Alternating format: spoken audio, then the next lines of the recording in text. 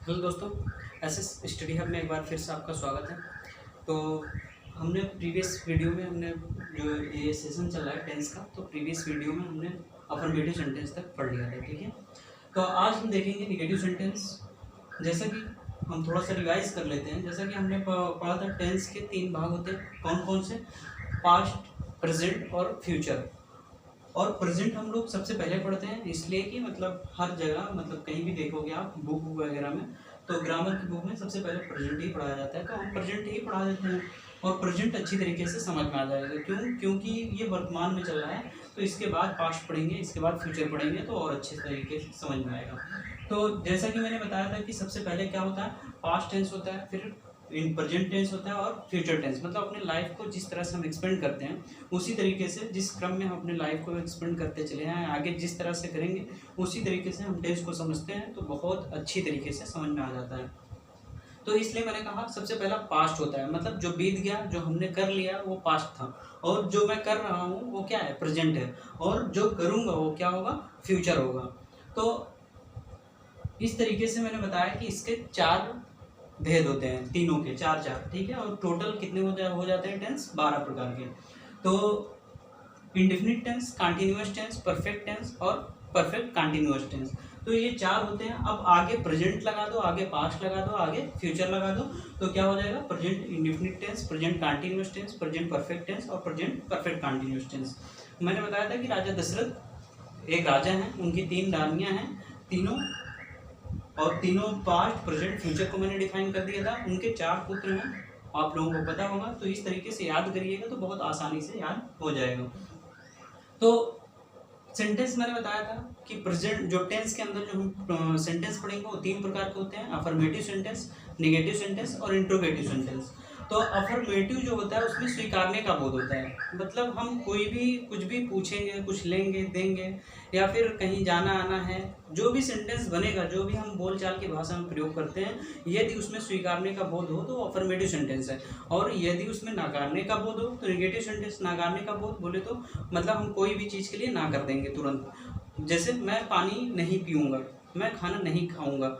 फिर उसके बाद एक होता है इंट्रोगेटिव सेंटेंस। इंट्रोगेटिव सेंटेंस में क्या होता है कि हम मतलब किसी वाक्य में प्रश्न सूचक का बोध होता है। जैसे क्या तुम खाना खाओगे, क्या मैं पढ़ने जाऊँगा, क्या तुम इस कलम से अपनी किताब लिखोगे, तुम कहाँ जा रहे हो। तो ये सब क्या है, इंट्रोगेटिव सेंटेंस, मतलब इसमें प्रश्न सूचक शब्द हैं, ये प्रश्न, इसमें प्रश्न पूछने का बोध होता है। तो ये इंट्रोगेटिव सेंटेंस हो गया। बट अभी हमने अफर्मेटिव प्रेजेंट इंडेफिनिट टेंस का अफर्मेटिव सेंटेंस पढ़ा प्रीवियस वीडियो में, तो हम इसमें देखेंगे निगेटिव सेंटेंस। तो सबसे पहले प्रेजेंट इंडेफिनिट टेंस की हम पहचान जानते हैं, पहचान क्या होना चाहिए। फिर उसके बाद निगेटिव सेंटेंस की पहचान हम जानते हैं कि उसका क्या होना चाहिए। तो अभी हमने देखा कि प्रेजेंट इंडेफिनिट टेंस के सेंटेंस क्या होते हैं, जैसे तुम खाना नहीं खाते हो। तो अब जिस हिंदी वाक्य में मैंने बताया कि ता है, ती है, ते हैं, ता हूँ आदि शब्द आते हो, तो वे वाक्य क्या कहलाते हैं, प्रेजेंट इंडेफिनिट टेंस। तो आप यहाँ देख सकते हो कि ये ता है, ती है, ते हैं, ता हूँ आदि शब्द आए हैं, तो ये प्रेजेंट इंडेफिनिट टेंस का वाक्य हो गया।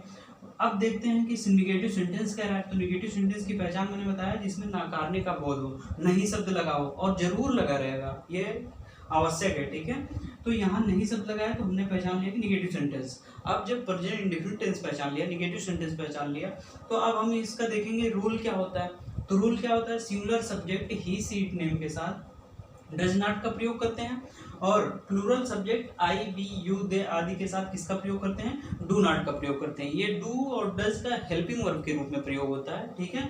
अगर कोई पूछेगा कि प्रेजेंट इंडेफिनिट टेंस के प्रेजेंट इंडेफिनिट टेंस के निगेटिव सेंटेंस के हेल्पिंग वर्ब क्या होते हैं, तो डू या डज होते हैं, ठीक है।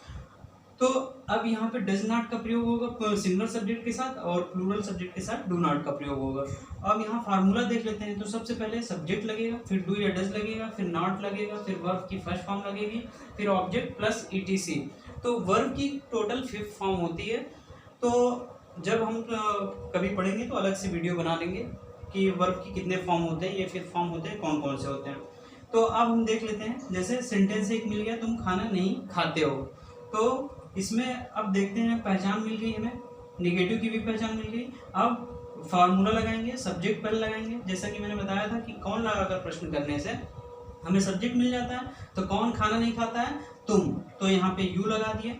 फिर उसके बाद डू या डज क्या लगाएंगे, डू लगाएंगे। क्यों, क्योंकि यहाँ पे यू प्लूरल सब्जेक्ट है, यहाँ इसके साथ डू नॉट का प्रयोग होगा। उसके बाद नॉट, नॉट लगा दिए।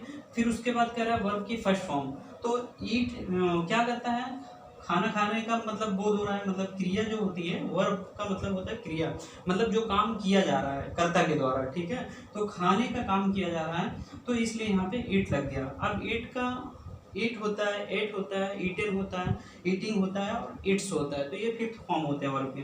तो हमें फर्स्ट फॉर्म लगाना है, तो यहाँ पे ईट हो गया। उसके बाद फिर ऑब्जेक्ट कह रहा है, तो ऑब्जेक्ट यहाँ द फूड हो गया। अगर ईटीसी में अगर कुछ और बड़ा सेंटेंस होता तो हम उसके आगे वही चीज रख देते, ठीक है, एज इट इज जैसा होता।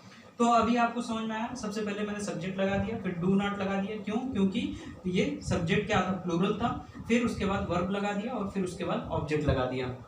तो ये हो गया हमारा सेंटेंस कंप्लीट। एक सेंटेंस जैसे अब हम यहाँ पे ले लेते हैं सिंगुलर सब्जेक्ट। तो सिंगुलर सब्जेक्ट में हम क्या ले लेते हैं, जैसे वह खाना नहीं खाती है, वह खाना नहीं खाती है। तो यहाँ पे क्या हो जाएगा, अब सिंगुलर सब्जेक्ट है तो वह खाना नहीं खाती है, तो अब यहाँ लग जाएगा सी लग जाएगा, ठीक है। अब सी सब्जेक्ट है वह, तो इसके साथ क्या लगेगा, डज नॉट का प्रयोग होगा, क्योंकि यहाँ ही सी जो है सिंगुलर सब्जेक्ट है। तो यहाँ पे एस आई एस जोड़ के इसको हम क्या कर देंगे, हम बना देंगे इसको सिंगुलर, ठीक है। तो सी डज नॉट, बाकी सब वही रहेगा। यहाँ पे डज नॉट लगा दिया क्योंकि सब्जेक्ट सिंगुलर था, डज नॉट, फिर उसके बाद वर्ब की फर्स्ट फॉर्म ईट, और फिर उसके बाद ऑब्जेक्ट लगा दिया द फूड हो गया, ठीक है। द भी एक आर्टिकल है, इसको भी जब हम आर्टिकल पढ़ेंगे तो वहाँ पे हम समझेंगे कि ए एन द का प्रयोग कहाँ होता है, किस आर्टिकल मतलब किस तरीके से कहाँ लगाया जाना चाहिए। तो अभी ये आपको समझ में आया, प्रेजेंट इंडेफिनिट टेंस का नेगेटिव सेंटेंस था ये। आगे हम वीडियो बनाएंगे तो उसमें इंट्रोगेटिव सेंटेंस पढ़ेंगे। अगर ये सेशन आपको समझ में आया हो तो इसे लाइक शेयर सब्सक्राइब जरूर करें। धन्यवाद।